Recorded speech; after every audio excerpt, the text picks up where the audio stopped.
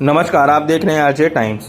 चुनाव में टोंक से आसान नहीं होगी सचिन पायलट की उड़ान, आखिर ऐसा क्यों?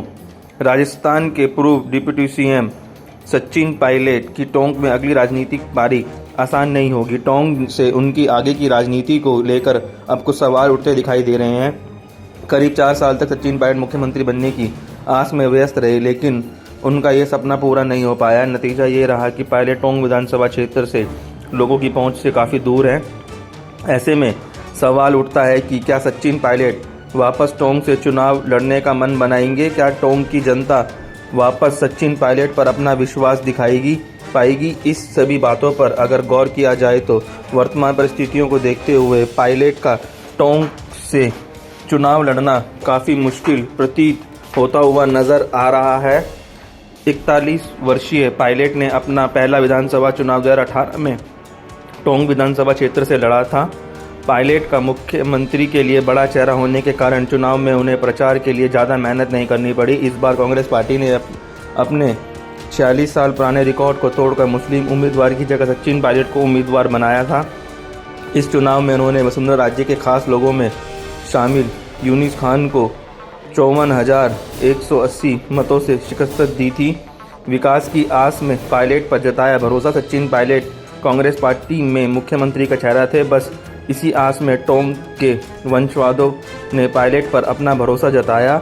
दूसरी ओर करीब 50 से 60 हज़ार मुस्लिम मतदाताओं ने भी बीजेपी के मुस्लिम उम्मीदवार यूनिस खान को दरकिनार कर पायलट पर भरोसा किया। इसी तरह बीजेपी विचारधारा के मतदाताओं ने भी बिना सामने आए पायलट को ही समर्थन दिया। लेकिन इन 4 सालों में टोंक के लोगों का जो सपना था वह अधूरा ही रह गया। लिहाजा पायलट पर भरोसा जताने वाले मतदाताओं अपने को ठगा सा महसूस कर रहे हैं। मतदाताओं को आस थी कि पायलट मुख्यमंत्री बनेंगे और टोंक के विकास को पंख लगाएंगे, लेकिन ये बात मिथक साबित हुई। गहलोत से विवाद को ही लेकर फंस रहे हैं पायलट। जब पायलट ने टोंक विधानसभा क्षेत्र से चुनाव लड़ा तब लोगों की उनसे काफ़ी उम्मीदें थी। अव्वल तो विधानसभा चुनाव के दौरान पायलट अधिकतर राजस्थान में चुनावी कैंपेन के दौरान व्यस्त रहे।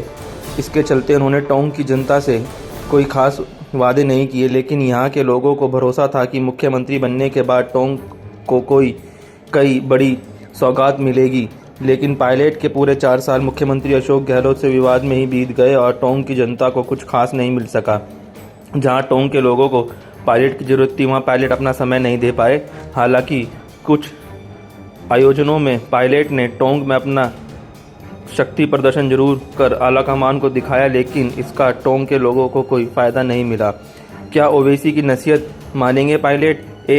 AIMIM प्रमुख ओवैसी ने टोंक आने से पहले यहाँ की नब्ज को पूरी तरह से टटोल लिया था। टोंक में मुस्लिम वोटों को देखते हुए ओवैसी भी अब टोंक में अपने पांव जमाने की तैयारी कर रहे हैं।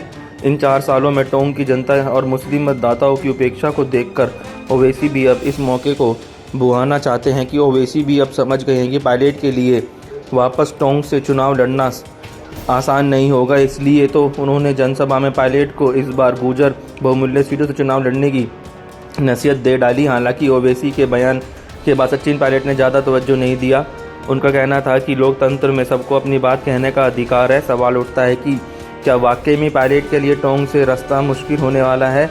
क्या इन सब परिस्थितियों को देखते हुए सचिन पायलट ओवैसी की नसीहत को ध्यान में रखते हुए अपना निर्णय लेंगे? खैर, इन सभी सवालों के जवाब अभी भविष्य के गर्भ में हैं। अपने ही टोंक में पायलट को कर सकते हैं प्रभावित। पायलट को टोंक से चुनाव लड़ने को लेकर कहीं ना कहीं ये आकांक्षा भी है कि उनके अपने ही पार्टी के लोग चुनाव को प्रभावित कर सकते हैं। आपको बता दें कि जोधपुर से मुख्यमंत्री अशोक गहलोत के पुत्र वैभव गहलोत लोकसभा चुनाव हार गए थे। इसके बाद गहलोत ने हार के लिए पायलट को दाएं बाएं से जिम्मेदार बताया। इसके चलते पूरी 4 साल तक दोनों नेताओं के बीच जमकर बवाल मचा रहा। ऐसे में टोंक विधानसभा का जयपुर से सीधा नज़दीकी जुड़ाव होने के चलते पायलट को आकांक्षा है कि कहीं टोंक चुनाव लड़ने के दौरान उन्हें इसका खामियाजा उठाना ना पड़ जाए। लिहाजा ऐसी स्थिति में सचिन पायलट भी अपने वर्चस्व को बनाए रखने के लिए सुरक्षित स्थान की खोज में रहेंगे। टोंक में मुस्लिम और गुर्जर मतदाता ही करते हैं निर्धारण। टोंक विधानसभा क्षेत्र के मतदाताओं के आंकड़ों की बात की जाए तो यहाँ कुल 2 लाख से ऊपर मतदाता है। इस आंकड़ों में दो ही वर्ग का बहुमूल्य है जो यहाँ चुनाव लड़ने वाले उम्मीदवार की किस्मत का निर्धारण करते हैं। इसमें सबसे ज़्यादा मुस्लिम वर्ग जो है अब करीब 55 से 60 हज़ार मतदाताओं के करीब पहुँच चुका है, जबकि दूसरा बहुमूल्य गुर्जर वर्ग है जिसका करीब 30 हज़ार से आसपास मतदाता हैं। इसके अलावा टोंक में माली समाज के भी अच्छी संख्या में मतदाता हैं, जबकि शेष मतदाता ओबीसी, एसटी, एससी और सामान्य वर्ग के हैं। बहुत बहुत धन्यवाद। आज टाइम्स को देखने के लिए लाइक सब्सक्राइब जरूर करें।